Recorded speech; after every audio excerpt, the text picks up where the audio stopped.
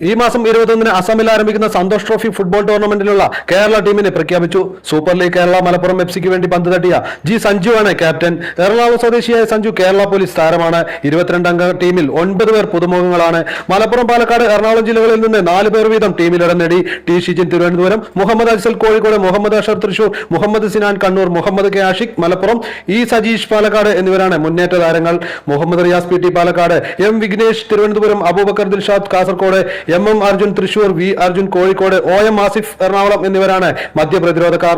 Bibin Ajayan Ernakulam, Abdul Bashid Malappuram, S Sandeep Malappuram, Tejas Krishnan S Palakkad, M Manoj Thiruvananthapuram, Ajay Alex Ernakulam എന്നിവരാണ് പ്രതിരോധ നിരയിലെ താരങ്ങൾ. Muhammad Jaseen M Malappuram, S Hajmal Palakkad, Alkesh Raj T V Thrissur എന്നിവർ ഗോൾ കീപ്പർമാരാണ്.